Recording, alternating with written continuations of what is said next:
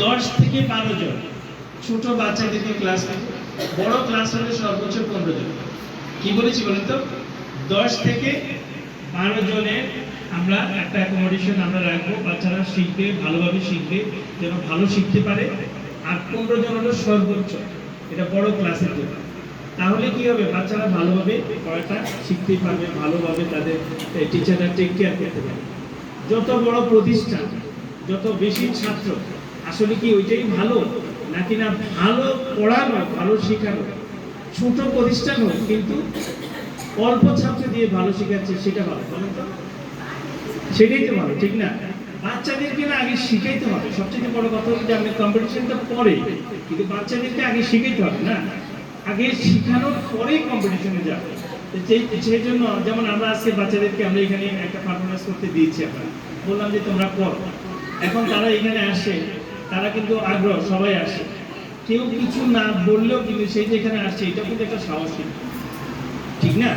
এই সাহসটুকু কিন্তু হঠাৎ করে কিন্তু তাদেরকে কিন্তু একদিন মনে করেন আপনার হয়ে যায়, আজকে আসছে কালকে বলবো, এই যে সুযোগটুকু, এই সুযোগটুকু আমরা দিতে চাচ্ছি।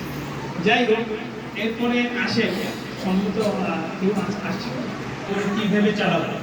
প্রথম যেটা হচ্ছে সেটা হচ্ছে যে আমরা আমাদের স্কুলের স্টুডেন্ট সংখ্যা নিব কম, শিখাবো বেশি। এটা হলো আমাদের প্রথম কন্ডিশন, যেটা 2004 সাল থেকে সেভাবে আমরা করছি এবং কি এখনো করবো, ভবিষ্যতে করবো ইনশাআল্লাহ। তাহলে এক। 2 নম্বর হচ্ছে যেটা, সেটা হচ্ছে যে আমাদের বাচ্চাদেরকে কি শেখাবো। আসলে এখন আমাদের সবচেয়ে বেশি জরুরি শুধুমাত্র পুঁথিগত পড়াই না, এর সাথে মোরাল ভ্যালুসটা কিন্তু দরকার, কিন্তু নৈতিক শিক্ষাটা খুবই দরকার। কিন্তু আমাদের কিন্তু বেসিক ম্যানারগুলো কিন্তু আমাদের থেকে চলে যাচ্ছে আস্তে আস্তে। আমরা যে একটু বেসিক ম্যানার, যদি সিনিয়র জুনিয়র ফ্রেন্ডশিপ, এই জিনিসগুলো বুঝছেন আমাদের অনেক চলে যাচ্ছে। সেই জন্য আমরা চাচ্ছি কি যে বাচ্চাদের জন্য বেসিক ম্যানারগুলো বুঝছেন আমরা আমাদের এখান থেকে আমরা যতটুকু পারি আমরা শেখাবো, আপনারা কিন্তু এগুলো প্র্যাকটিস করাবেন। তাহলে আমাদের এইখানে প্রতিষ্ঠানটা শুধুমাত্র পুঁথিগত শিক্ষার জন্য আমরা দিচ্ছি না, আমরা চাচ্ছি যে বেসিক ম্যানারগুলো অন্তত বাচ্চারা শেখাবে।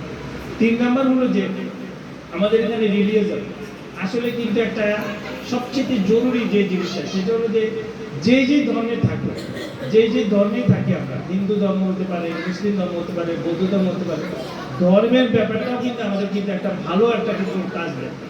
যেই লোক ধর্মকর্ম করে কিন্তু সে কিন্তু কি ক্রাইম কিন্তু কম করতে পারে। তবে ধর্মকর্মটা সোয়াব না, আর কি এটা তাকে কি মোরাল মানে মানে করতে হবে।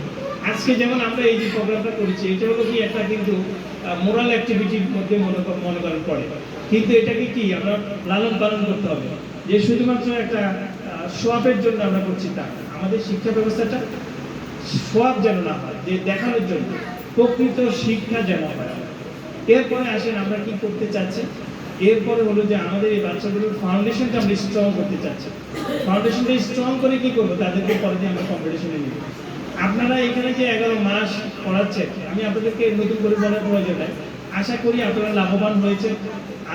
আর কিছুদিন আমাদের পরে আমাদের মানে ফাইনাল এভ্যালুয়েশনটা হবে, শেষ মূল্যায়ন পরীক্ষাটা হবে। আশা করি আপনারা আপনাদের বাচ্চাগুলো সবাই ভালো করে।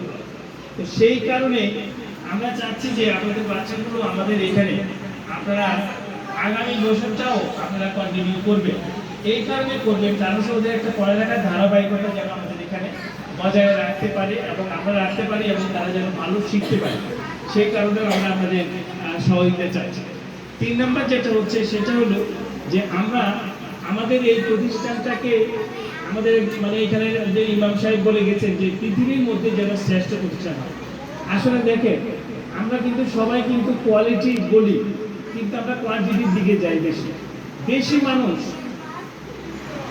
এটাই বেশি নাকি মনে কোনো কম মানুষ যার মোরাল ভ্যালুজ আছে, যে মানে নৈতিকতা আছে, যে প্রকৃত মানুষ, সে একজন যদি হয় সেটাই তো বেশি দাম অনেক মানুষের চাইতে, ঠিক না? তাহলে আমরা চাচ্ছি কি যে আমাদের এই প্রতিষ্ঠান থেকে প্রত্যেকটা বাচ্চা এখানে সবাই মোরাল ভ্যালুজ নিয়ে যেন তাদের যেন শিক্ষাটা যেন খুব ভালোভাবে যেন তারা শেষ করে যেতে পারে।